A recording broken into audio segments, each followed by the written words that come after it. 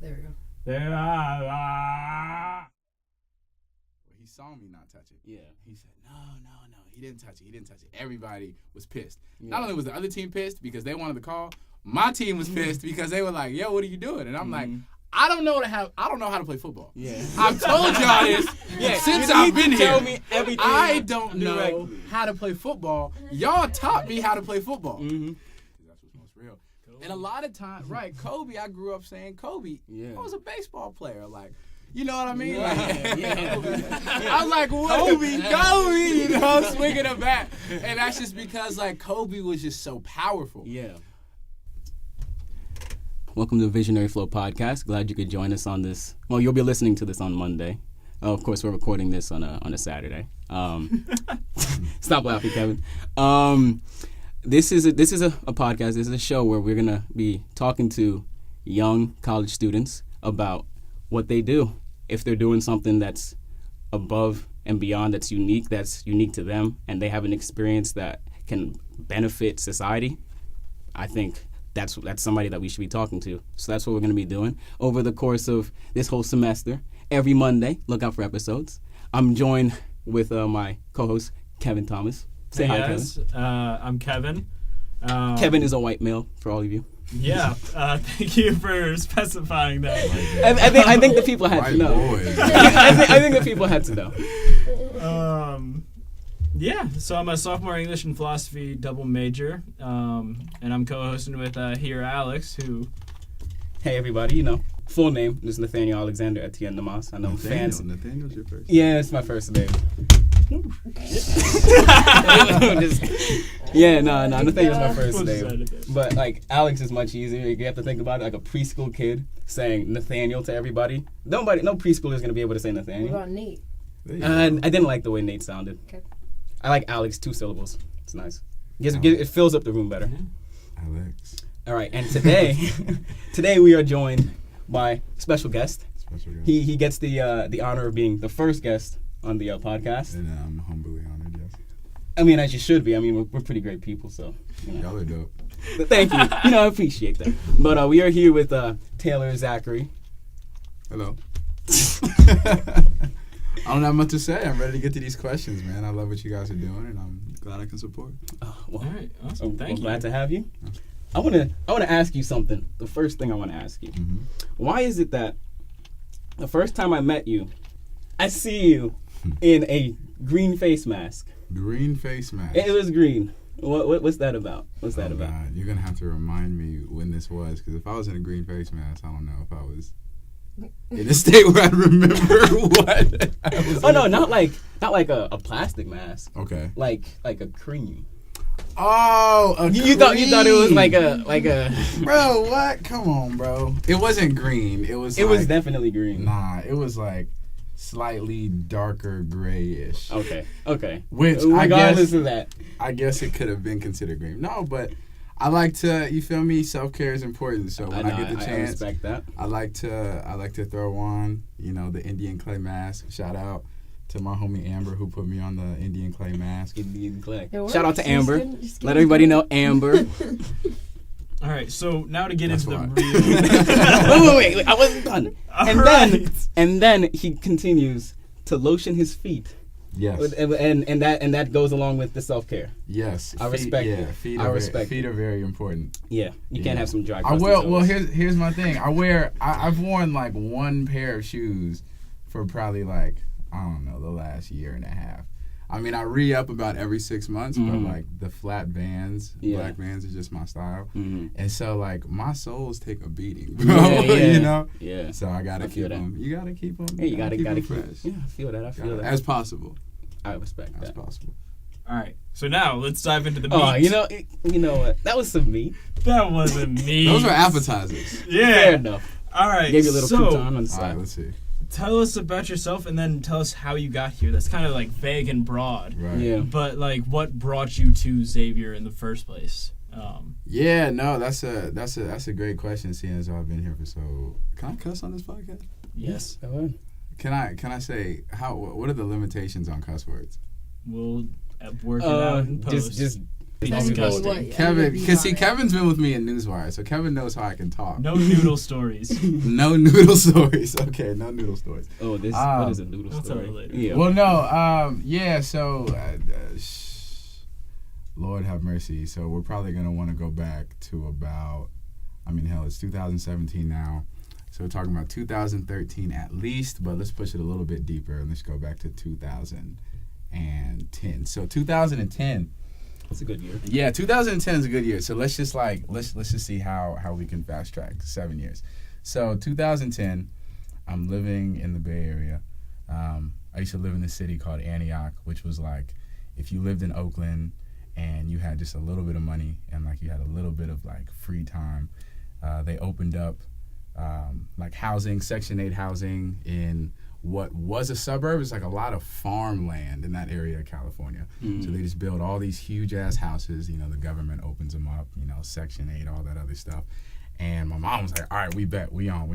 So we go out there. We were not in Section 8 housing, but our neighborhood was. And so it was kind of an interesting socioeconomic dynamic to where like all of the kind of problems that used to occur in Oakland just came to where we lived. But it was weird because you're like driving around and you're in an area that looks like a suburb. It's kind of like, you know, like Compton in the 80s almost. Yeah. In this area that looks like a suburb, but still like you're going to sleep, you know, listening to gunshots. Like you wake up and you got to look over your shoulder. Just all this other stuff. My barber got shot in the back, carjacked right outside of my neighborhood. A bunch of stuff. Like it's just a bunch of crazy stuff. But I was always playing baseball. Mm-hmm. So I never had to deal with any things going on in my neighborhood. And in addition to, you know, not only playing baseball, not only traveling around the state of California, going to tournaments, you know, out of the state, et cetera, my mom, like, wouldn't let me go to school in the neighborhood because she was a teacher in the neighborhood. So she was like, she knew what was up. She knew what was up, bro. She was like, yo, absolutely not. So it was interesting when I was coming out of middle school. She was trying to figure out, like, I don't know where you're going to go to high school because, like, you're not going to Deer Valley, which was literally right across the street. Yeah. She's like, you're not going to Antioch High, which was across the railroad tracks. And she was like, nah. In every single work of fiction, don't cross the Don't railroad cross the railroad tracks. Like, never cross the railroad tracks. tracks. Never cross the railroad tracks. Yeah, G. So, funny thing ended up happening, though. So, around the summertime, before I started high school, I was like 13, and I was playing baseball for Antioch High's summer team. Ironically, yeah. So it was interesting. Yeah. I was playing ball at the Babe Ruth level. My dad was coaching. After like a game at the end of the season, the high school coach comes over to me and like another player on my team named Josh, and was like, "Yo, whoop-de-whoop. We want y'all to come play on our high school team." You know, they're trying to fast track you into the high school. Yeah. You know what I mean? They're trying to do the recruiting without recruiting. Mm-hmm. So that's what it was. We was just two 13-year-olds playing on this, like, we were on the JV team playing just a whole bunch of crazy dope-ass dudes. You were on the JV high school team? Oh, my. At 13? The summer team, though. Yeah, but That's still. I don't know how they made that legal. I don't know how. Don't think they did.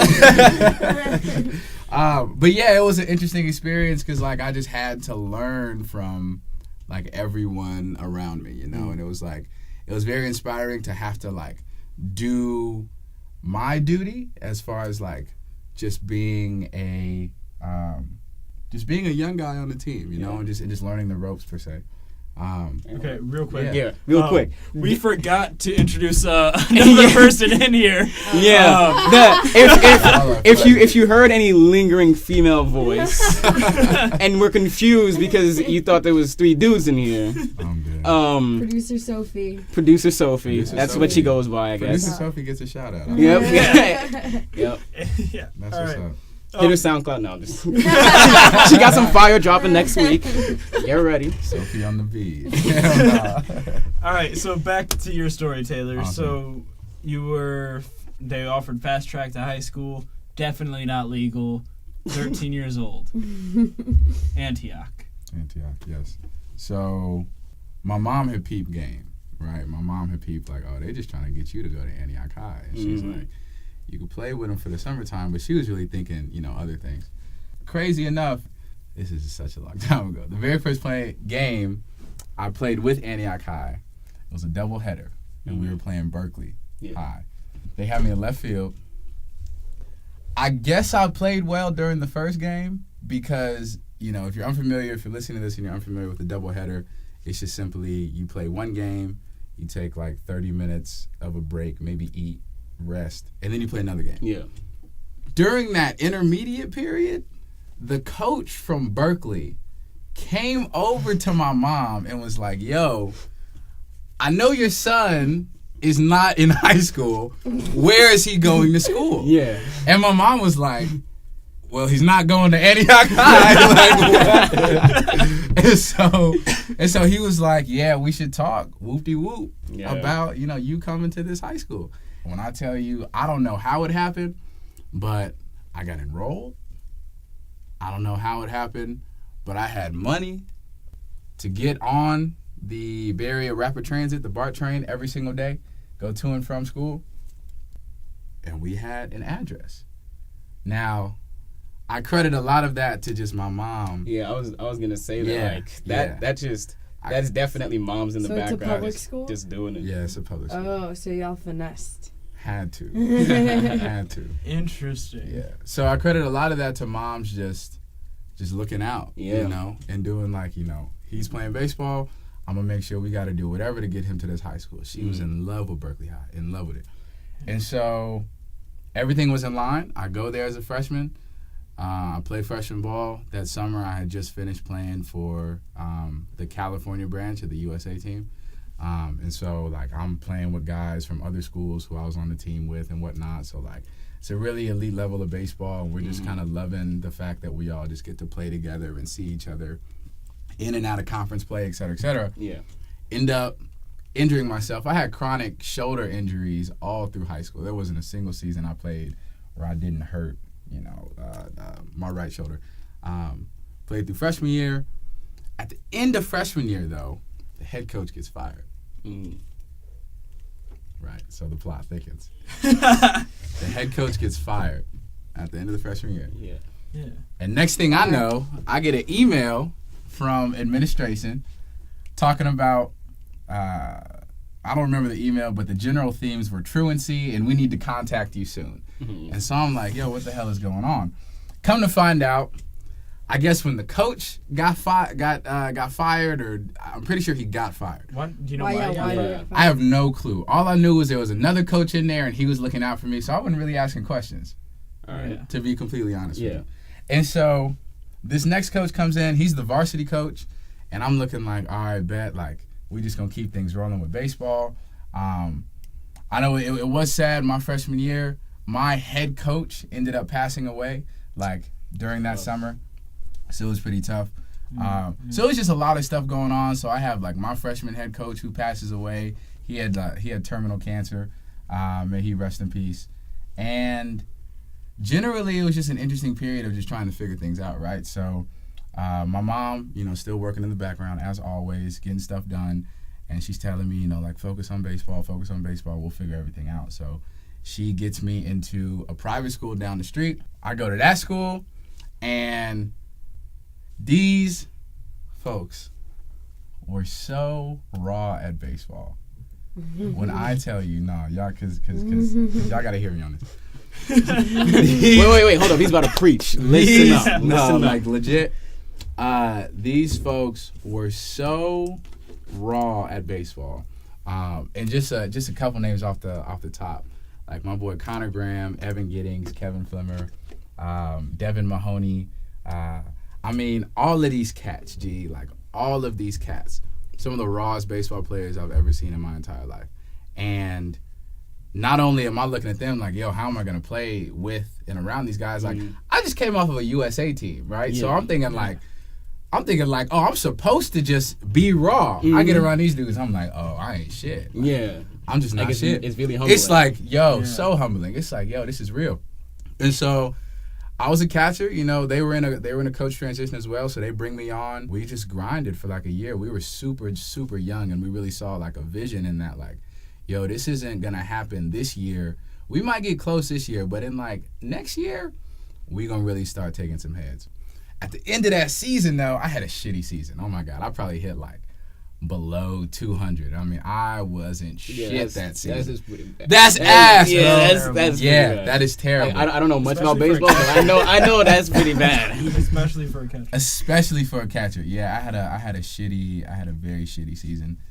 Defensively, I was sound. I've always been sound defensively, but offensively, Nobody stealing bases. Oh, yo, I had that shit on lock. Yeah. Bad. No, that was kind of my thing as a baseball player. It was like, yeah, I might not come through. Yeah, at this point in my career, I might have to hit at the bottom of the lineup, but defensively, I got you. I got y'all. Yeah. I got y'all. And so that's just what we did the whole season. And so, the battles that I had with myself offensively, I tried to, deal with it by just putting in the work. And, at the end of a season, things begin to come around. But then my shit hit another space of transition, right? So at the same time this sophomore season is ending, my mom's is getting sick. Oh, boy. Yeah, mom's is getting sick. Damn. And I won't go into all the details, but we ended up losing our house, and we had to move to Ohio. I mean, had to move to Ohio because the Cleveland Clinic was the only hospital. The Cleveland Clinic and I think OSU ended up being the hospital she stayed at. But at the time, the thinking was the Cleveland Clinic was the only hospital that could, help my mom's out. Really? Yeah. Wow. Yeah. That's wild. Yeah, so we bounced from California, take a 4-day train all the way to Cincinnati. My aunties and cousins and everybody come pick us up. So I arrive in Cincinnati. Aunties, cousins, you feel me? Everybody there. Everybody come pick up me and my mom, and my grandma was on the train too. And we take the night drive. We probably get there at 2 a.m. And so, we all tired, and we probably get there at maybe 5 in the morning. We all knock, go to sleep. Next morning, I wake up. I'm in a whole new living situation, and it was kind of interesting because when I left California, I thought I was coming back. Pete, right? So I got all these homies and whatnot that I really only got to say goodbye to one person. Bro, that's rough yeah, too. that's Especially because you're thinking that you're gonna go back. So I'm thinking I'm finna go back, right? So, I'm thinking I'm finna go back. So I'm like, all right, bet I'm gonna do these. I'm gonna do these 3 months in Ohio, and then I'll be back in California. Yeah. It became evident real quick. I mean, after my grandma started talking about school, getting back into sports, what team you're gonna play on. That's when I really realized, oh shit, I'm not going back. Ain't shit happening for me back on the West Coast. I guess we just finna stay out here. I jumped back into baseball because that was the primary thing that was consistent in my life, right? So went, just kind of walked up to a practice one day. They at the high school, everybody looking at me like, who the hell is this? I'm like, so I'm from California, and I just want to play ball, whatever. And so, you got to go through the little, folks is trying to, ease you out and stuff and that kind of thing. And I had already, I had done so many tryouts, so I'm like, I'm going to just play it cool. It didn't take long till they was like, oh, this dude is raw. Yeah, they realized. Yeah, they was he absolutely finna real. be on the team. But to be honest with you, I needed a break from baseball, right? So I started playing football. We had a dope football team. I mean, even to this day, my high school just has raw football. I think we got a guy now who's deciding whether to play baseball. He's either gonna go into the draft for baseball or he's gonna try to play football in college somewhere. What high school is that? Westerville South High School. Yeah, Columbus, Ohio. Shout out to them. Shout out to Westerville South. Yeah, and all my coaches, man. Yeah, y'all love. So we go through the year, and we just have a great football program. And it's almost like it was in California to where, yes, we're raw, but we know next year is going to be so much better. Yeah. And so I was hyped because I was like, I never played football before. I've always been athletic, so I could just do this. And messed around, got a starting spot on the team.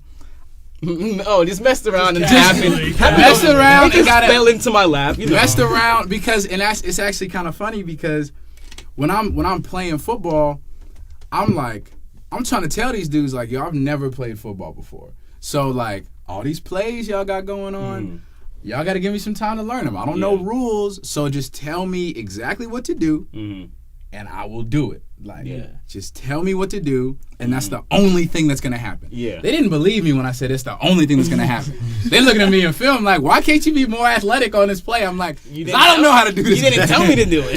Exactly. You didn't tell me how to hurdle someone. That's what I'm saying. So yeah, no, I'll tell you this story. There was an interesting time. So we're playing our rival team. I mean, we had so Westerville's broken into 3 high schools. You have Westerville South, North, and Central. Yeah. Right.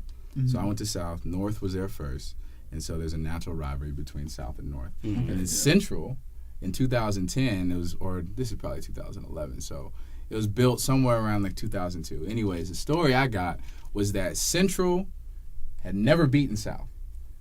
So although it was competitive, it wasn't actually a rivalry. Yeah. Right? Because you never if you've never right? So it's not actually a rivalry. Yeah. But the game was still very important. I mean, they had all the new facility. They just looked like a new team. Mm-hmm. All their gear was raw. We working out we got the rusted weights and everything. You go into their gym, they got all the shiny weights and all this other stuff. Quarterback, looks pretty. Our quarterback is pretty, but looks a little bit. You know what I mean? He looked like the dollar store brand. Yeah, well, no, North looked like the dollar store brand.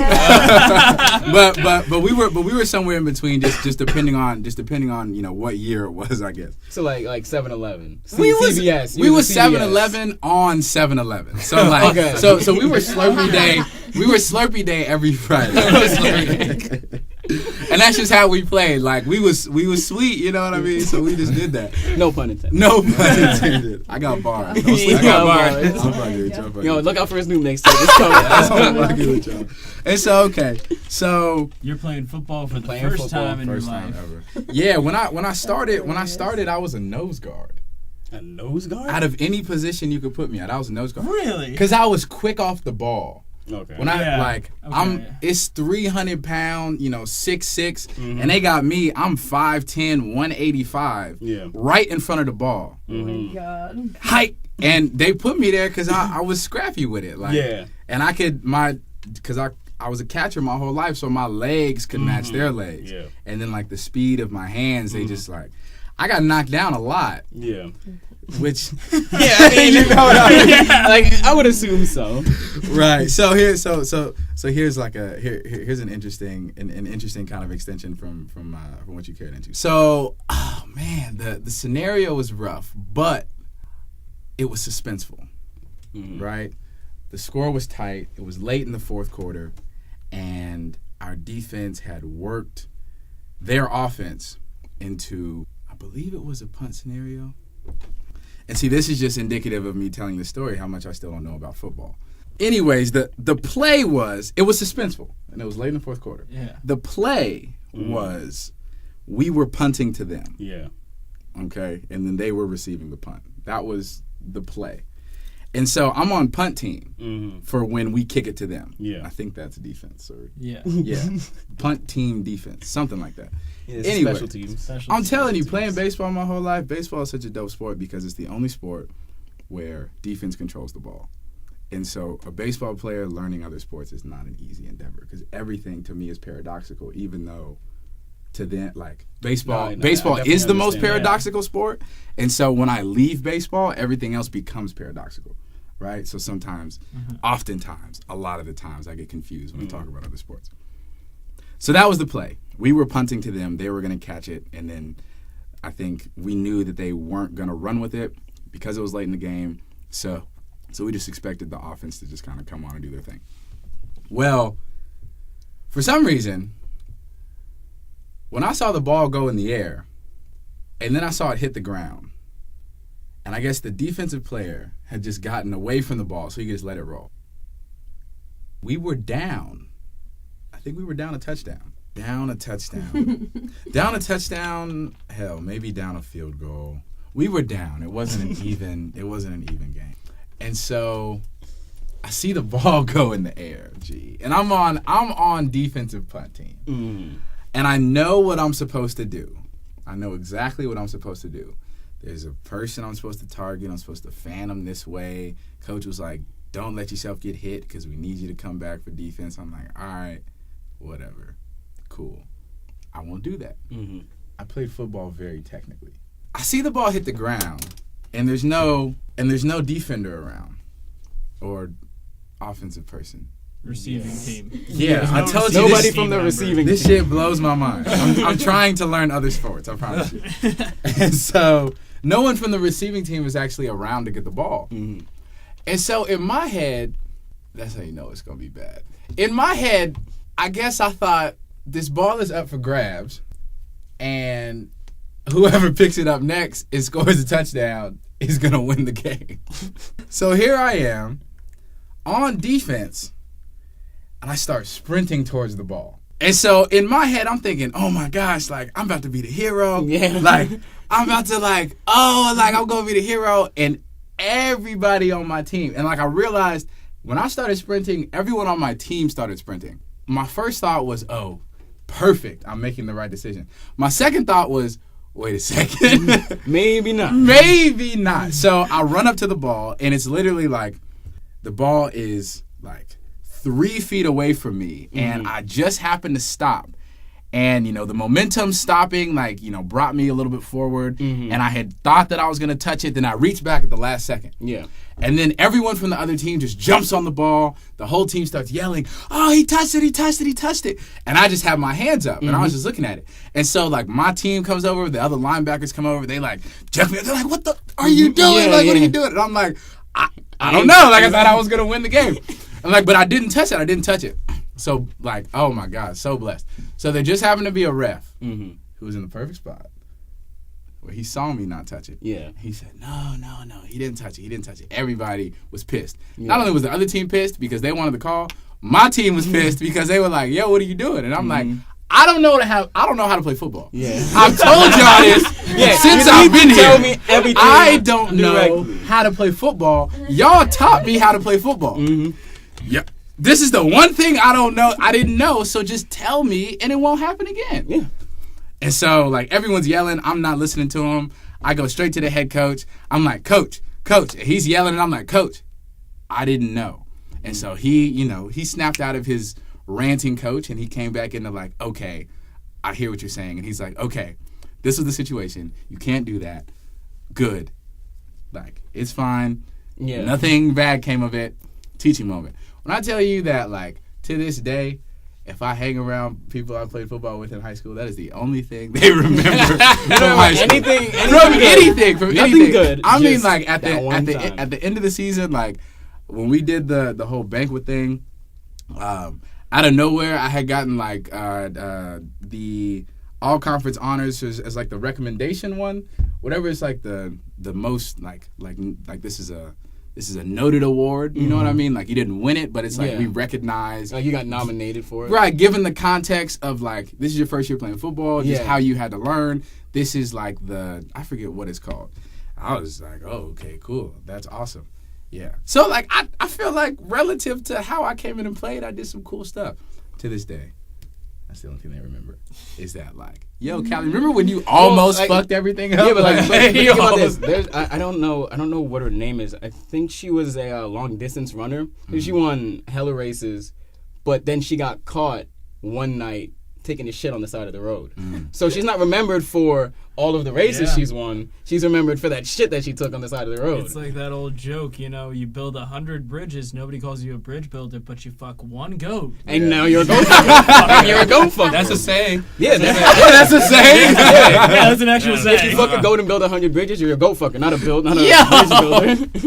I gotta listen to Kevin talk. That's why I got this podcast. Deep intellectual stuff. Right, so that's how much I don't know football.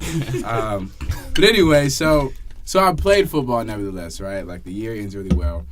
Football season transitions from football into baseball. That junior season of baseball went really well. I don't remember a lot of it, the details, because so much was happening. I'm trying to figure out how can I get these offers. I had left so many on the table when I came from California, and I'm just something's got to give. I'm doing my best to keep up with my schoolwork. There's all this other stuff. I'm working. man, during the football season, I used to work. I used to go to school and then go to practice and then play on Fridays. And then Saturday morning, I'd be up hella early. We'd have film after film, go to work, stay at work till 11 p.m., go home, sleep, work an all-day shift again on Sunday, and then just go back to school on Monday. So, like, I just did that. Around the clock. I was just around the clock just because I had to hustle. I had to get my sports right. I had to get my school right. Like, so I just, like, everything had to work out best. And I just have folks in my life who were, like, very, like, keen on, like, helping me and, like, guiding me through and, like, just looking out. So, yeah, shout out to all that support. And so senior year happens, and the summer coming into the fall for football, everybody just started dropping like flies. I mean, our middle linebacker couldn't play. Our wide receiver couldn't play. And I mean, like, these are all-state, all-American caliber individuals. Mm-hmm. Our O-lineman was ineligible. I mean, just everyone who was like, these are the foundations of the team, just totally, like, everyone was just gone. Yeah.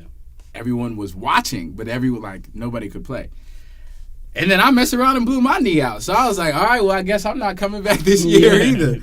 So, you feel me? I have a knee condition, osteochondritis dissecans, right? So the base of your femur deteriorates into your knee joint. And so I obviously was not going to play football, wanted to play baseball, needed to play baseball. So I rode out the injury through the fall. I was on crutches, a month or two. They did the surgery, put the screw in, take the screw out, on crutches again. And then all of a sudden, baseball season's here. Yeah. And I'm like, shit, like, my doctor is telling me you're going to need like a year or 2 years to recover. I'm like, man, I got a week or two until baseball starts. Like, I know you can't right now. Right. I was like, I know you can't lie to me, but like, like, real shit has to happen very soon. So I really just don't have the time. And so he's like, man, you just got to make the decision you're going to make. And I was like, all right, bet. So I just, I gave it as long as I felt like I could, which was really like a month or two. And then I started playing ball. And like, that's just how shit had to happen. And so it was late in the game that spring.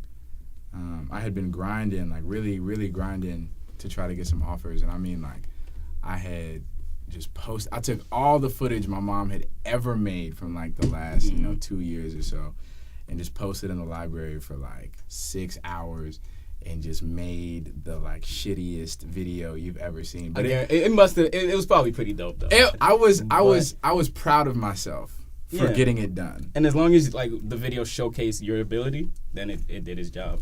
See, that's why I like you. Context is everything. So okay, I do this video. Video's not horrible. Video accomplished what I needed it to accomplish. Mm-hmm. And then for the next 3 weeks, like every lunch period, for this particular time of the spring, I was just in the library. I had a list of every single Division I school, within a certain radius, because I didn't want to get too far from my mom. So I had to send it to everybody, like everybody. Lo and behold, Xavier hits me back like, yo, we was finna come check you out anyways. Yeah. They come up, they're like, something about, all the spots are gone, but, we got 3 more, so if you come down, we ain't got no money to give you, but, like, you could definitely have a spot on the team. I'm like, all right, bet, cool.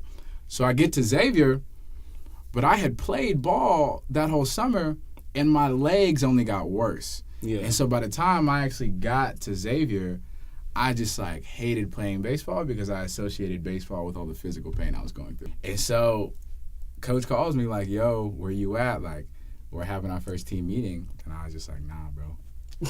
Just like that. Damn. Nah, just bro. like that. Hung up. How did you feel about that? Well, I look back and, like, I have my regrets just as far as, like, how I handled the situation. I've never been good at, like, leaving things, especially with, like, relative to, like, how much I left in California. Mm-hmm. Just, like, the residual kind of consequences of my leaving any kind of a thing now. I just don't know how to do that. Yeah, like, because just from what you're saying, the amount of closure that you've been able to get has been very minimal. Like, you leave California, you stay by the one person. And then you just never see any of those people. And then coach is getting fired. And your coach gets fired. Coach is getting fired continuously. So things are just sort of, like, people are just dropping out of your radar just like that. Just like that. And I'm also just dropping out of people's radar. Yeah. And so, like, to this day, I just don't know how gotta do shit like that. Have you been back to California? I've been back to California probably twice. I went back this Christmas of the year that I moved to Ohio, and I've been back somewhere in between. But like going back is always interesting because like I come from like where I came from in Cali, like I know so many people, but like all the time that I spent away from Cali, like I've only kept in touch with a couple of folks. Only a couple of folks have kept in touch with me. So when I come back, it's like, all right, I know I got to see X, I know I got to see Y, but like the rest of the alphabet is just gonna have to. I don't exist. You feel me? So I'm gonna just ride that. Like, yeah. I got a different question. Do you remember like the first time you played baseball? Because I play soccer, so like I know the first time that I can remember at least that I played soccer. Man, it was, well, for anybody who, if you're listening from Maplewood, New Jersey, you know where this is. It's this field. hey, you gotta shout out hometown. Yeah, that's real. It's a field called Floods Hill. It's literally always got hills up there. It's literally a hill. Like Does it the flood soccer. often? No. I mean, I feel No, like it's called Floods Hill because it prevents like floods and shit. Oh, yeah. okay. Like that's its purpose. That's convenient. Yeah, and they're not gonna build the a. big They're not thing. gonna have a hill called Floods Hill because it floods all the time. Soccer fields in St. Louis got flooded every time it rained hard. Well, were they at like a lower altitude? Okay, yeah. I was like, yeah, it's like sort of obvious, but nah, this field, it's like, this is like a mad weird reference. But if you've ever played Mario Strikers Charges, a soccer Mario game, shit. you ever played that game? Yes. So on the original one on the GameCube. Yes. I own a GameCube. Yeah, so he knows. You know, there's this part where the field can tilt. Okay. So like the field will literally be tilted, so the ball is gonna obviously go in the direction in the downward direction. The field is built like that. It's literally on a slope. So you can leave a ball at the top of the field and it'll just roll down without anybody touching it. And you play soccer on that? Yeah, we had to play soccer on that. Oh hell. We had to play soccer on that. So I remember I'm 6 years old, and this was like my first organized team that I was playing with. Get to the field, and I'm seeing like a bunch of kids from my elementary school, Okay. right? And you know, I didn't really say hi to anybody outside of school. Didn't really like anybody in school, to be honest. At least at that young age. Going to the field, my dad takes me there. Of course, we're late, you know. Black people, we always late. Like we on some nigga time, but it don't matter. Stay on it. My watch has no batteries in it. Yeah, my watch doesn't. Yeah, that's the same thing. I have a watch that doesn't work that I always wear. I used to I always put it on. So for you guys listening in, as Taylor said, my watch, he flips it open, like flips it up, checks the time, and says, has no batteries. Crazy. Right. Ridiculous. It's I- really so- not moving either. It's not Yeah. moving. It's not even Be moving. on one time. Yeah, if Be you on one one time, time. you on one time. Right, I get onto the field. My dad takes me up to my training group, and I stand there for about 30 seconds, sort of like surveying the people I was about to play with. I turn to my dad, and he tells me this all the time. I look up at him, and I'm like, Daddy, all of these motherfuckers suck. Because honestly, that's what I thought. Right. Like, I honestly thought I was just way better than all of them. Right. Which, in reality, like, I actually was. Right. But that was just me being a young kid who just thought I knew everything. I thought I was the best. It's easy to do when you're young. Exactly. So, my dad takes me, and my sister was there too, takes me and my sister off to the side, and we're literally like next to my training group that now knows that I should be training with them, and my dad's training me on the side instead. So you can imagine all of these kids hate me now because they're like, oh, he thinks he's better than all of us. Even though you were. Even though I was. Right. But, I mean, like, now I know. Sometimes you got to be a bit humble. Yeah. But I was 6, so. Like, that could be forgiven. Yeah, that could be forgiven, though. So, when was the first time, if you remember, that you played baseball? Man, I have a hard time remembering baseball stories, to be honest with you. Especially as I was younger, because it was like being a kid, like you just so consumed in just kid shit, and like I don't know. For me, a lot of California for me is still a blur, but I remember the fields I played on, so I'm glad you mentioned that. And I remember we used to play behind all of these like industrial buildings, like it's like industrial buildings would just like build a field and be like, yeah, come play here around all this toxins. Like this feels like Sandlot Part 2. yeah, Part just 3. like yeah. Just this Right. And so we used to play baseball next to soccer fields that were just like straight up dirt and rocks. Our fields used to be just dirt and rocks. Yep. Yeah. There was one park though that I still remember very clearly. James Donlin Park is still in Antioch, I believe, to this day. And I think I only remember that field because it was the only field that I played an all-star game on that actually went well. That actually went well. So all the other ones. All the rest of my all-star games, I did not play well. Was that because of nervousness or Nah. just like the event itself? Well, like the kind of baseball player I was, just like it's really kind of similar to what I would consider to be the climax of my baseball career, at least as far as me as like learning how to be a ball player.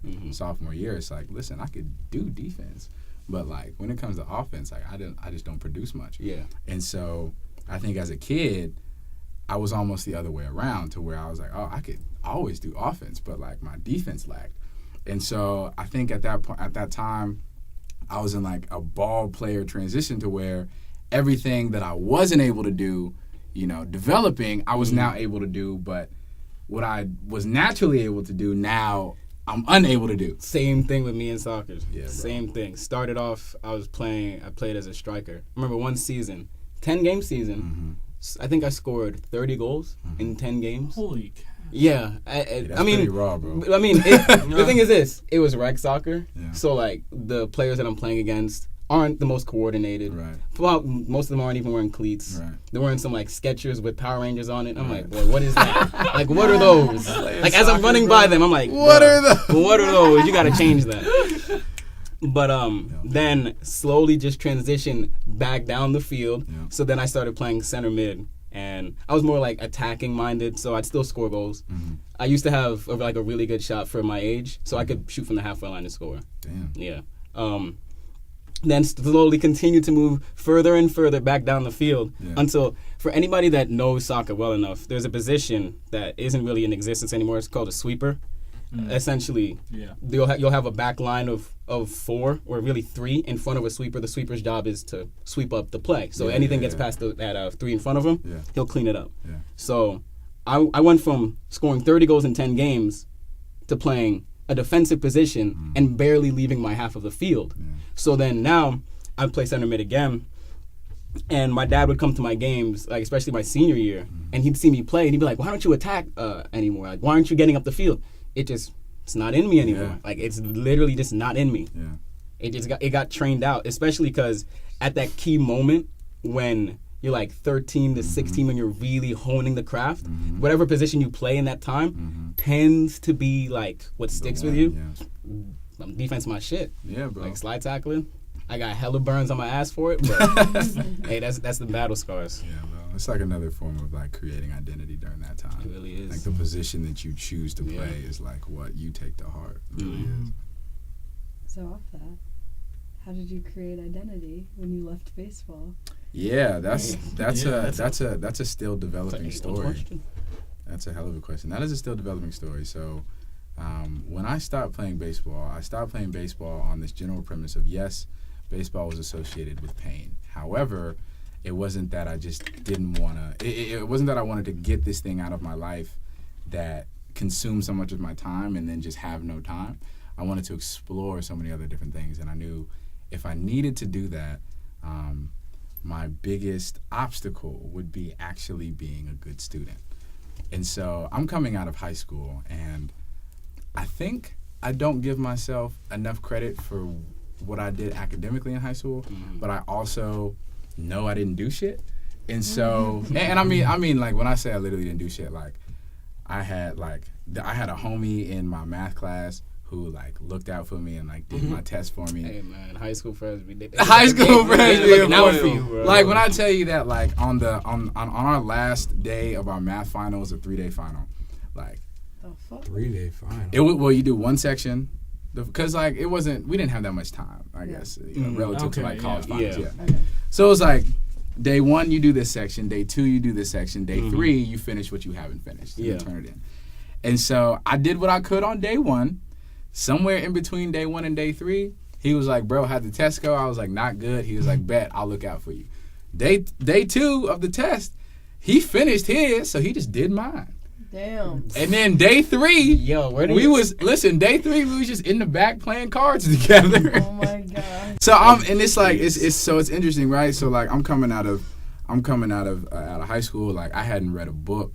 I might have read like a couple chapters out of one book like all through high school. So I really get into freshman year, and I'm thinking, damn, like I know how to look at words and interpret some semblance of a meaning, but I don't know how to think for myself. And I think that was a consequence of just being an athlete. Like I had always been asked to think for someone else, right? Like as a catcher, I had to do the pitcher's thinking for him so that he could just be a pitcher. Yeah. As a catcher, weaving kind of, wins together, weaving scenarios together, getting out of situations.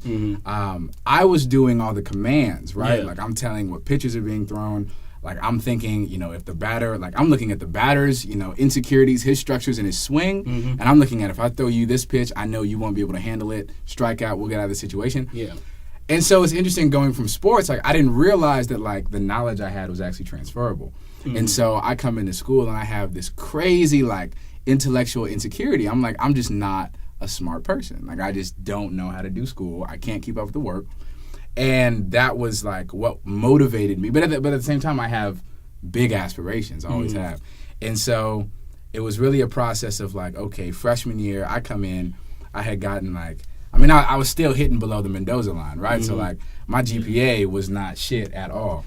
And so coming back from Christmas break, I was like, I gotta learn, not only do I have to learn how to be a student, but like I need to learn how to read and like I need to learn how to write.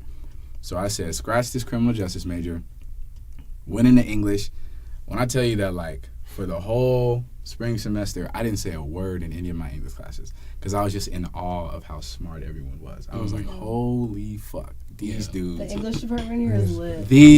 These folks are just like the professor. Like I had a female professor. Like the class was like dominated by women. Like there was like a totally, it's just an interesting ratio of identity, right? So I'm just like, yo, like I'm gonna just sit here and listen to them because I not only do I not have anything to offer, but I also just want to learn. Yeah. And so I used to go to my professor's office hours, and I just be like, yo, like Dr. Wyatt, I don't. You know. Dr. Wyatt? I love Dr. Wyatt. J-Dub. Dr. Wyatt is. I'm like, Dr. Wyatt, I don't know how to do any of this, but like I'm invested. So like, can you please like keep helping me? Yeah. And so I get another English tutor because I'm in the trio program. So like I link with Dr. Bailey, Dr. Klein Bailey, and him and I used to sit down in like one of the trio rooms.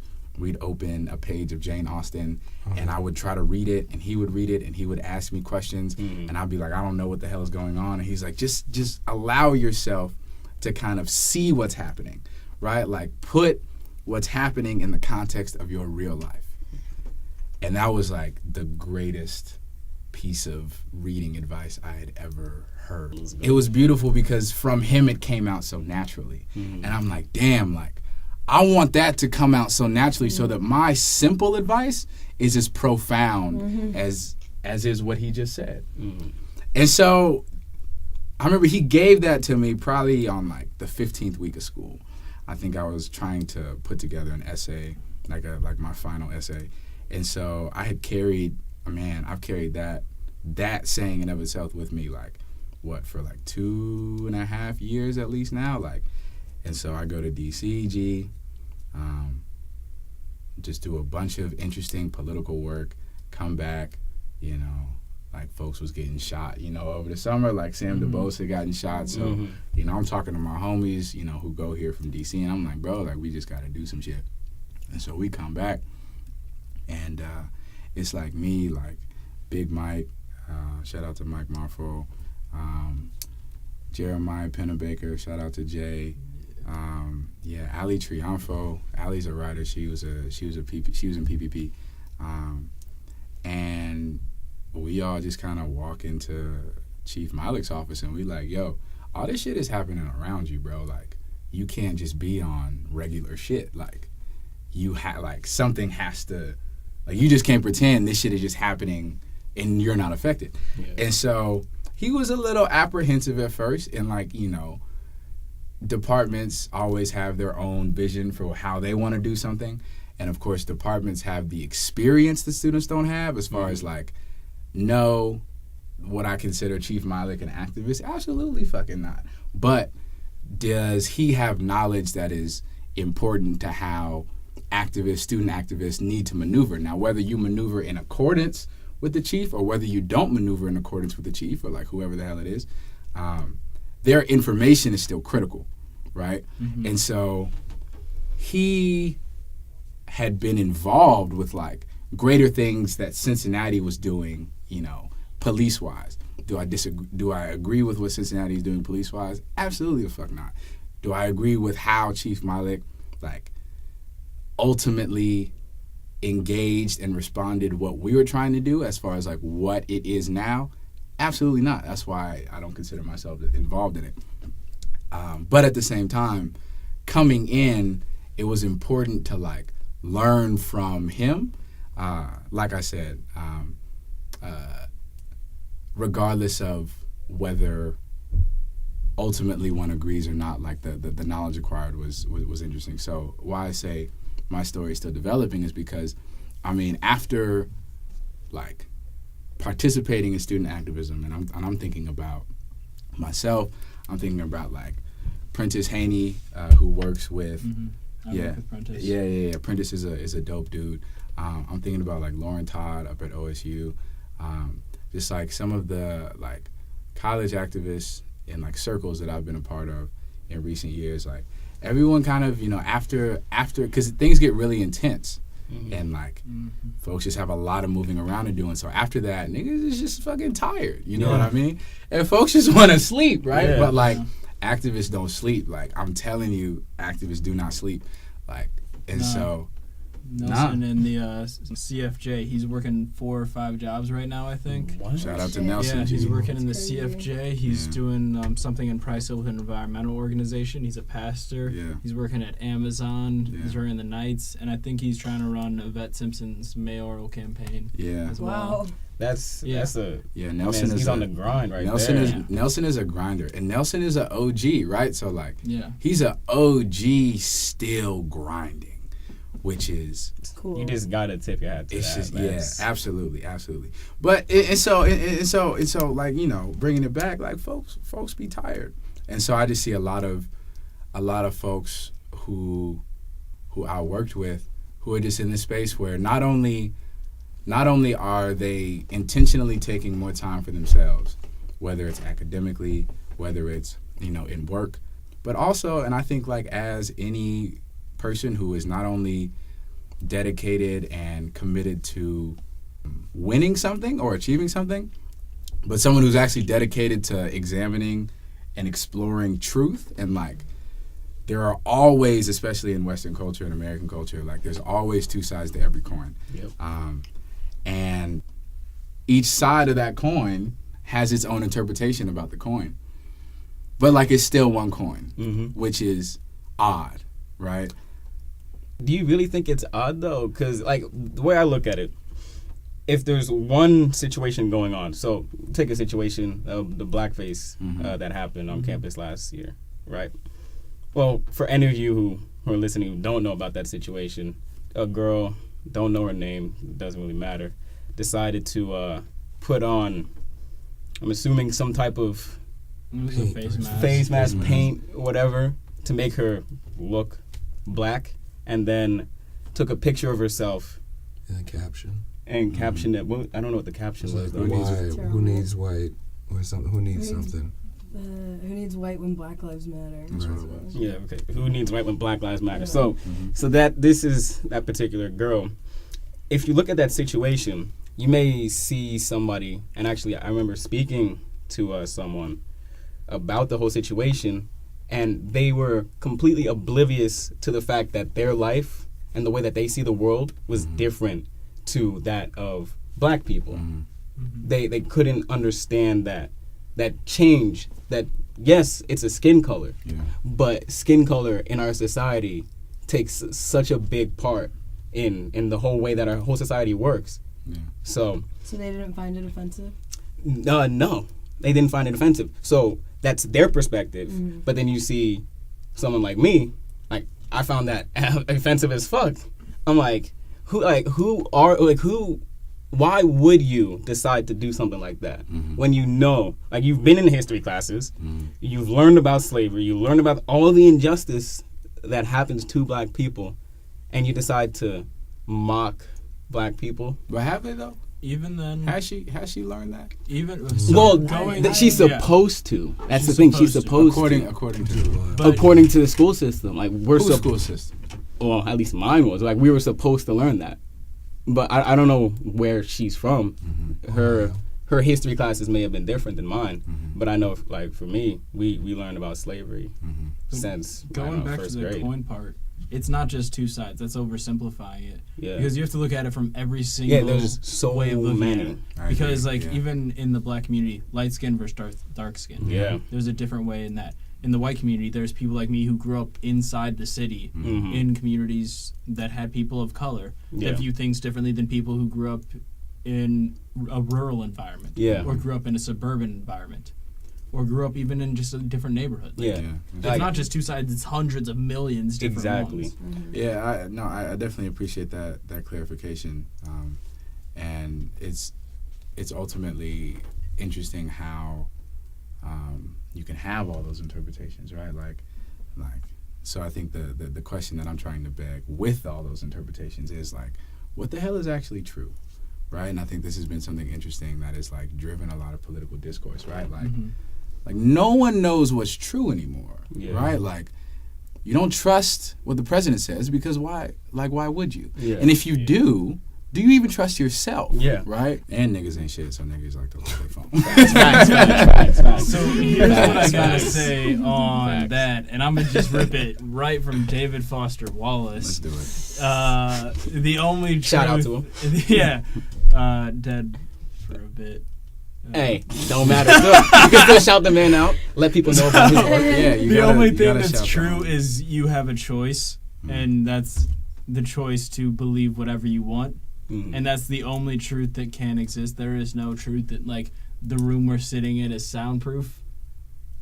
We choose to believe that it's soundproof. Yeah. But how the hell are we supposed to know? And even if we, like, run tests, somebody stands outside, you're like, oh, well, I can't hear it. Well, just because you can't hear doesn't mean nobody can hear. Exactly. And, yeah. I do personally like to stay away from lines of reasoning that can snowball, though. And that's and that doesn't. I would kind of agree with you. Yeah, it has. I mean, and for me that has less to do with like whether or not I think it's true. But I don't know. I am not ready to allow it to snowball. Yeah. No, it's the snowball. It always catches me sometimes. I'll just be sitting by myself, just chilling, like late night. I don't know. I always catch myself like over the summer. Like I would go out, friends, and do some shit, and then come back. It's like 3 a.m. I'm just laying in my bed, just like looking up at the ceiling, just thinking about shit.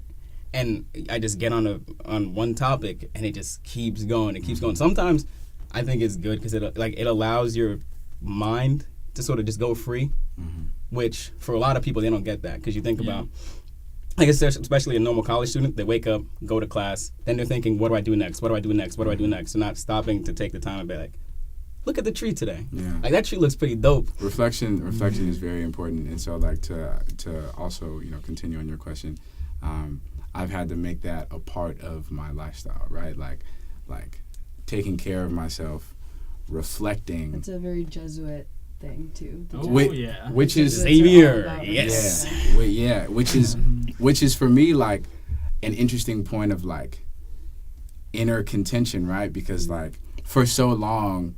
And I never considered myself particularly as someone who was anti-Xavier, right? Like, not at all. But I did and do stand by all of the criticism, all the critique that, I've made while I was here. whether it was, via the newspaper, whether it was to an administrator's face, whether it was in an email, like, I stand by it, right? Mm-hmm. Because, like, it came out of me, so I can't deny it. Yeah. But it's interesting when people ask me, well, like, well, are you enjoying your experience there? Like, do you want to leave? I'm like, I mean, first of all, I got a fucking degree to wrap up, so, like, I'm not going anywhere. Like, I'm not going anywhere. But also, and I think it's indicative, like, I'm a philosophy major now, so what's indicative of, like, not only my coursework, but also just being a student here is, like, I have been forced by way of the identity that I adopted while I was here. And I say adopted, not particularly sought for, but adopted while I was here, to reflect. And that has been important to me. And so, as reflection is a Jesuit principle, do I think that Xavier, and I know y'all are not even asking, but, like, I'm just going to say what's in my head. As reflection is a Jesuit principle, as are other things Jesuit principles, do I think Xavier embodies those principles in the way that they say they do? Or at least when I say they say they do, I mean very practically in marketing, when recruiting students, the image that is implanted in the students' minds of Xavier, is that what students get when they get here? I don't think so. Fuck no. I would agree. Not in the slightest. I don't think so. Not at all. Why would you say not? What do you think? I think for the same reason these guys would say not. Yeah. Because there are a lot of institutional issues that are kind of beneath the surface, as well as, like, the culture that's permeated on campus through the way that students interact, through the things that are happening here. Like, just one institutional issue, something that happened, like, last year was the former head of Procter & Gamble's sustainability department offered himself up to Father Graham to be the head of sustainability for Xavier for a $1 a year salary. Wow. And Father Graham turned him away. What? And said that we can't do this right now. It would cause too much disruption amongst the departments. Well, hell yeah, it's going to cause disruption. That's what going sustainable is supposed to do, is disrupt the negative things that are going forward. Yeah. And so saying that the Jesuits have a care, or saying that Xavier University as an institution has a care for sustainability, for the lives of its students, because if you don't care about the environment, if you don't care about sustainability, then you don't care about your community. You don't care about the students that you are instructing. You may be teaching them to value the environment, but by not acting in a sustainable manner, you aren't actively doing that. And so that's why, personally, for me, I can't speak for Taylor or Alex. That's just crazy, or Josh, but that's why I don't believe that they are living up to these Jesuit values. I need to do more research into that, but that is the side of the story that I am aware of through talking to a few people. But I'll update more and probably write something for the Newswire about that after I finish up that work. Yeah. But shout out to the Newswire. Yes, always read it. But now we also exist. Most of you don't know that, but we exist. They're there. They're there. But now to transition they do to things. A question for Taylor. So in what was it, April? Yes. In April you gave a TED talk. Yes. About black athletics and how a lot of athleticism is focused on the exploitation of black bodies and the usage of them for profit. Yes. So how did you become involved with that after you kind of finished up your baseball career and you were, in a weird academic place of figuring out how to learn? How did you get involved into that section? Yeah, hear that, everybody? We have a TEDx speaker on this podcast. We're real. This is real shit. We ain't playing. First episode, we're not playing around. Not playing. Yeah, no, y'all do a good job of not playing. Interestingly, I was not... So I never had to necessarily make the argument that athletes generally are exploited, right? Like, because I read the literature. Yeah. You know what I mean?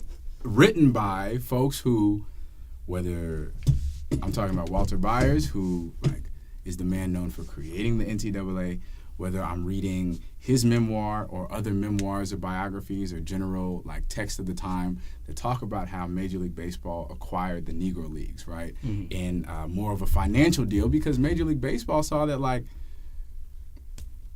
these niggas can play, right? Like, and we can make a lot of money off of what they're already doing. Yeah. Major League Baseball got the money.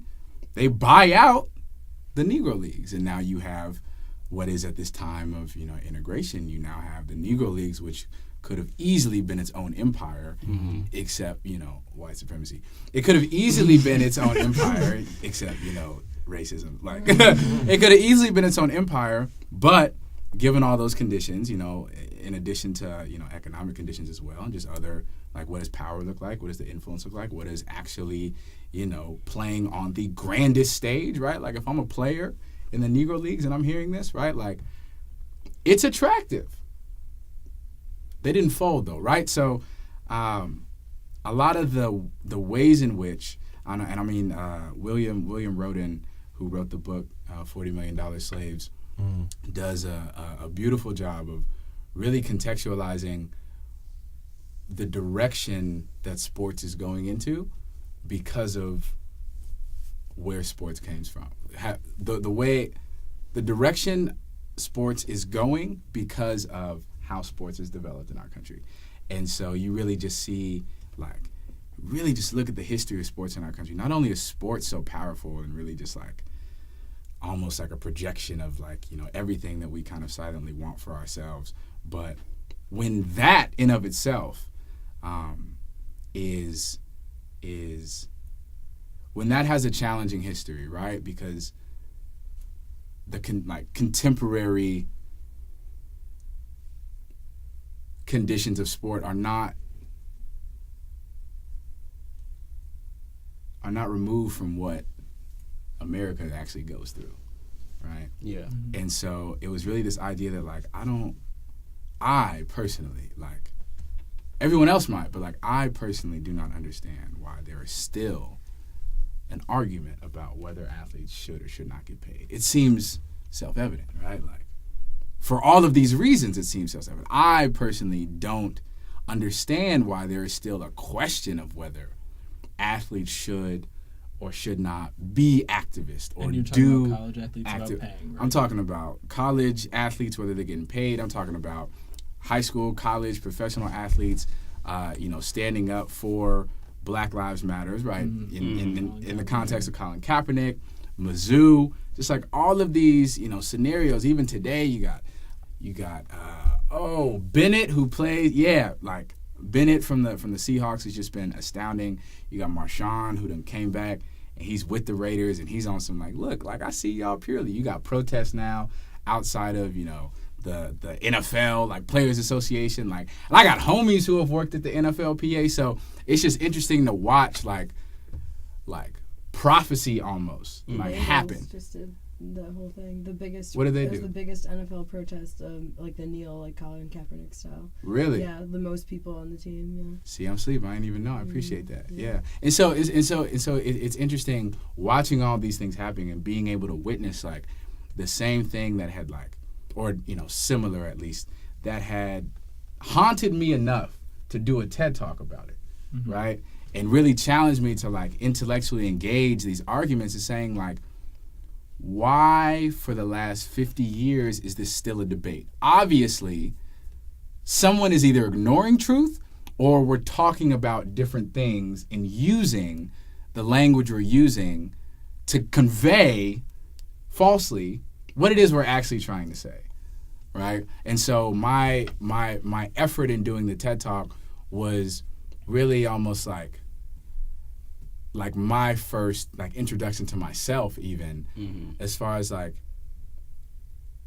what is sports actually, and what is the relationship that sports has to people who not only participate but observe.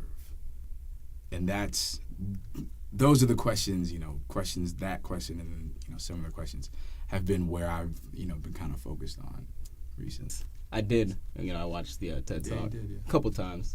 Admittedly, I probably watched it like 10 times. Did you like it? Oh, yeah. I mean, if I was going to watch it 10 times, like, I got to the 10th time.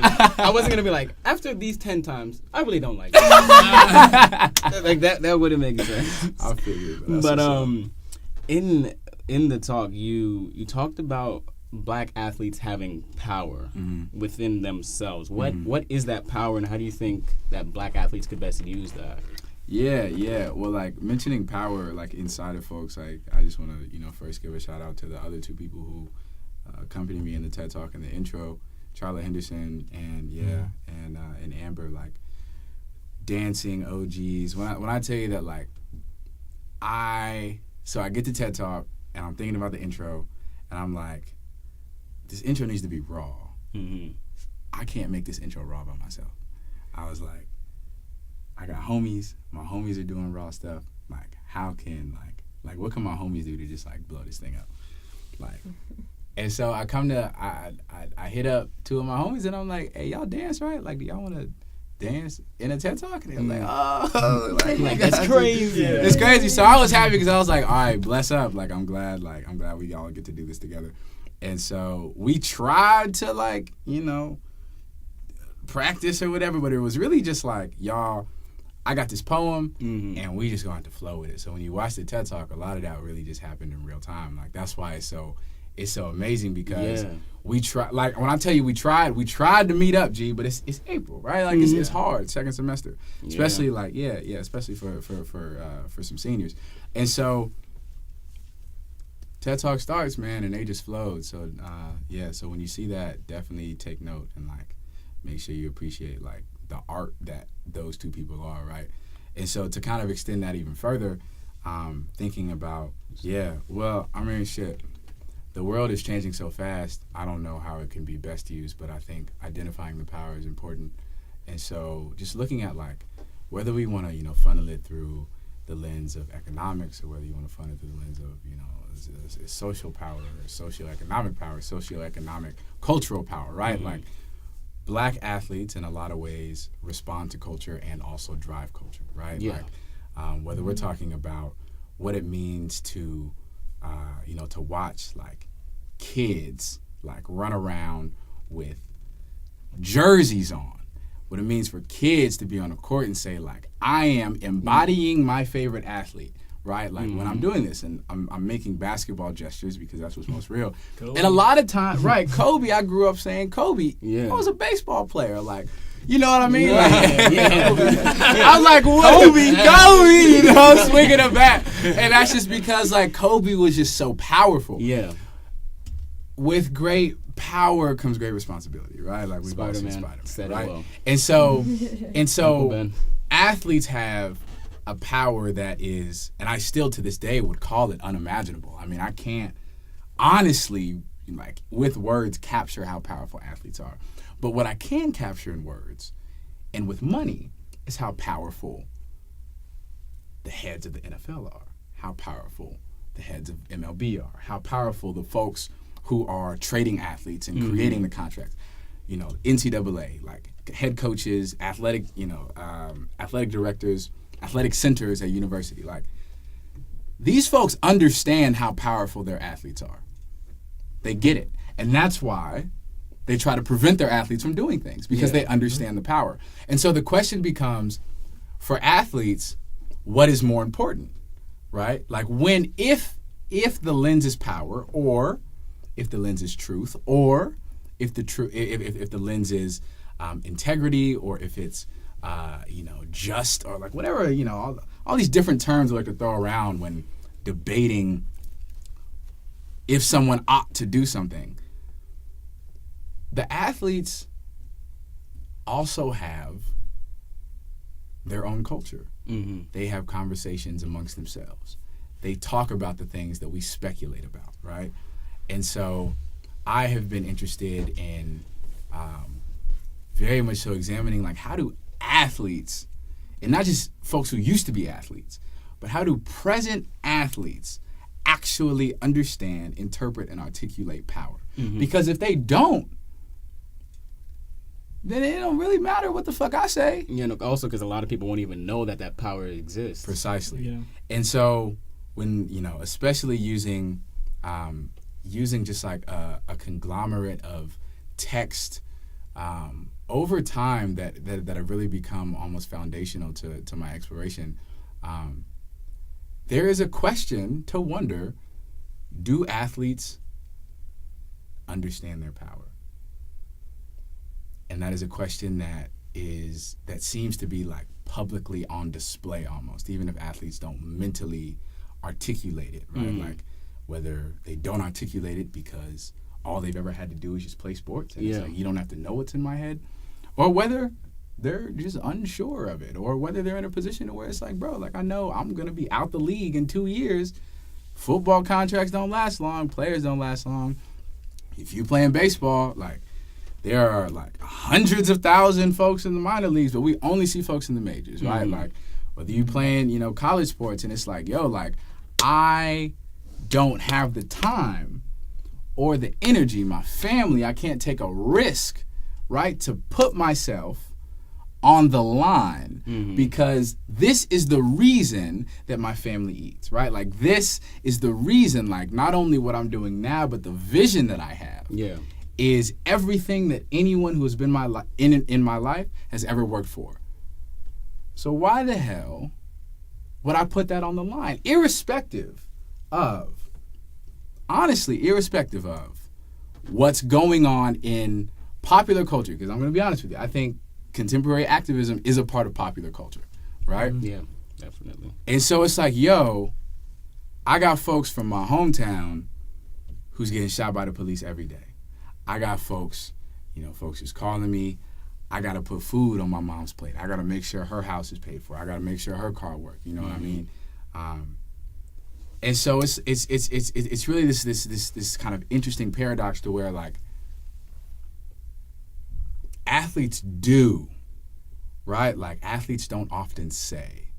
And so when the dominant narrative one is to get athletes to speak, I think that's fundamentally misguided. Because athletes don't speak. And when athletes do speak, they know how to talk. Yeah. Right? Yeah. They know how to talk. And so the action is important, and you're not always going to see the action, right? And I think considering, what power looks like when it means returning to your neighborhood, I think considering what power looks like when it means, not particularly what are you saying on Twitter to involve yourself in dominant conversations, what are you giving to the media to involve yourself in dominant conversations. But I think if the public had an idea of what athletes spoke about when they're in their own silos, I think we would find that these athletes are much more aware of things that are happening, right? But also understand fundamentally that, like, this is my job. And I can't jeopardize my job. In the same way that, like, if I'm at a job and I'm like, yo, let's put things into context. Not every athlete has to speak out. And if every athlete speaks out, then the nature of speaking out fundamentally becomes less powerful. Yeah. So there has to be a give and take. Not everyone can do everything. And so I appreciate those athletes who don't speak out and just do. I appreciate athletes that are still trying to figure out what to do and don't have an answer and realize that, like, I don't know, right? I just don't know. And so maybe I might, maybe I won't. But at the end of the day, like, if I do this and all of it just falls apart, are y'all looking out for me? You know what I mean? Yeah. Do I have something to fall back on? Or do I just have to take this risk? And those folks who are my team, right, at this time, are y'all going to be looking out for me? And, like, Colin Kaepernick is so powerful because Colin really just got to a point where, like, aesthetically at least, it's just like, yo, I can't give a fuck anymore. Yeah, he just doesn't care. Because there are things more important to me than football. And if Colin Kaepernick is any example of what that power actually means, we looked at, he sat by himself, the quarterback of a football team. The quarterback of a football team sat alone, right? And yes, quarterbacks sit alone because they got to get their head together. Yeah. Right? And I don't know anything except for what I've been able to see and what I've been able to read, right? And so you look at the trajectory of how Colin's action has had an astounding kind of domino effect, whether we're talking about other athletes, right, who are now choosing to not particularly take Colin's place. I don't like that language, but who now have the confidence to say no. Like, just because Colin's gone don't mean we still ain't got shit to say, right? And now you're watching waves of people who are protesting outside of the NFLPA. Mm-hmm. I'd be interested to see some folks protest outside of the NCAA, right? Yeah. But everybody, every sports fan, right? Because things don't fundamentally change, right? Things get different, but if you're not dealing with the roots of things, then you're not dealing with anything at all, right? The weeds eventually grow back. Mm-hmm. And if you're deciding to just continuously cut them down and you're not uprooting them and maybe even changing the soil, mm-hmm. right? You're just going to get the same weed again. Sports has been able to ride the ability, sports, and I say sports, I mean like the folks who are in power positions who create like the legal framework of understanding sports, who create the policy, the political framework. They are and have always been in a position where the lower you keep the weeds, the less anyone knows there's weeds here. Yeah. Mm-hmm. And Colin Kaepernick said, nah, we gonna let this grow. And now it's growing. And actually, like, if you think about what he's, like, his thought process, because I don't know if you know who this is, Steve Bartlett. So Steve Bartlett, he's the co-founder of Social Chain, and he was actually on a podcast. This is where I listened to him say this. Mm-hmm. He talked about whenever he faced a problem in his life, whatever the problem was, he got to a point where he was literally waiting at restaurants for people to leave food behind because he was so poor he couldn't afford to get any meals himself. Mm-hmm. He was just looking for leftovers and scraps at like McDonald's, Burger King, whatever. And he said, in order to solve most of the problems in my life, I went down to the most fundamental things that we know to be true. Mm-hmm. So Colin Kaepernick has reached the point, like, he's going back to those most fundamental things that he knows to be true. And he's taking football and saying, I love football, I love the sport, but I'm also, people see me as a black man first. Yeah. I need to address the fact that because I am a black man, I'm always going to be seen in a certain way. So how do I adjust that lens that's being put on me? So I think Colin Kaepernick is honestly somebody that anybody should be looking up to, because he's doing something that, I mean, you think about in the past couple of years how many black athletes have really stood up for black rights and sort of been involved with Black Lives Matter. He's one of the guys on the forefront, and you saw it's spurred a lot of other people to take action, which is exactly what we need. He has a hell of a responsibility on his shoulders. Yeah, he definitely does. Yeah, because like naturally with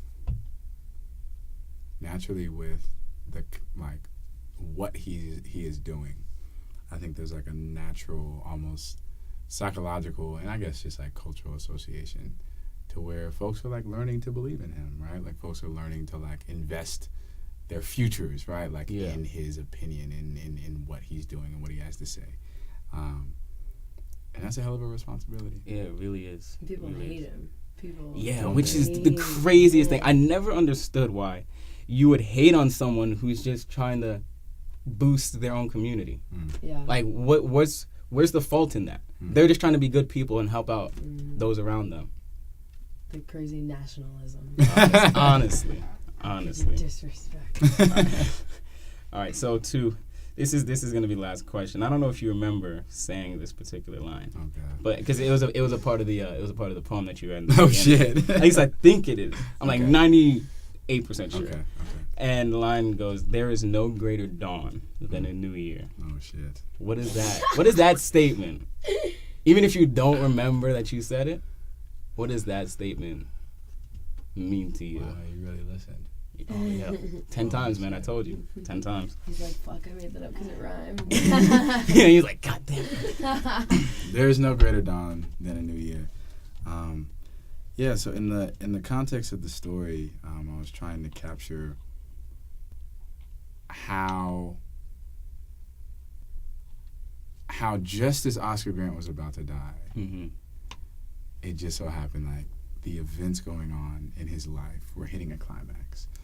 And I know, the details of Fruitvale Station, the movie, are relatively, debatable. But despite what's going on in Oscar's life, the fact that he was at a New Year's Eve celebration is indicative of like him celebrating a new year, right? Like, and I mean, on a just a very like surface level, New Year's are just traditionally understood as the dawns of something, right? Like, this year I'm gonna get back in the gym. This year I'm not gonna let those things that held me back happen this year. Yeah. And then you get into one argument on a train, and then you get dragged off the train. Yeah. And while you and your homies, look like everything the Oakland Police Department and the BART police want you to look like, on some quote-unquote fluke shit, you just get shot. Yeah. On the BART platform, around your homies. They got the whole car stopped. Everybody sees you. You got an officer who is using exceptionally unnecessary force. You shoot dude in the back. Yeah. And so I'm glad you mentioned that, because like, I don't know, like that, like the language of that it seems to be just kind of touching me in a way that like I needed to hear that. So I do think there is no greater dawn than that of a new year, but I also think we have the abilities to create those dawns and to create those new years for ourselves. And so going back to what you said about that power, once that power is recognized, like, and because the power comes with responsibility, one really must then be intentional about how they check that power. Because power can be funneled through ego, it can be funneled through responsibility, it can be funneled through pride, it can be funneled through humility. And so the idea is to constantly be checking and rechecking that power to make sure that like I'm operating from a maxim, from an intention that is as pure as I know I can be, right? And so it's unfortunate that for Oscar Grant to be at that juxtaposition in life, his life was taken. Yeah. And for those of you who don't know who Oscar Grant is, just look him up, motherfucker. Like, we got laptops, you got internet. Just look him up, read a little bit. Watch the movie. Get off of Tinder. Stop swiping right. Read a book. All right. Is that advice to yourself? I'm only on Tinder occasionally. The summer was crazy. That's all I'm going to say. Oh, my God. So, thanks, Taylor, for coming down. Thank y'all for tuning in. Absolutely. If you listen all the way to the very, very end, comment your favorite flavor of ice cream in the comment section. Your favorite flavor of ice cream. Nobody else will know what the fuck you're doing, but to us, we'll know and we'll appreciate that dedication. So, have a good one. Peace out. Peace out.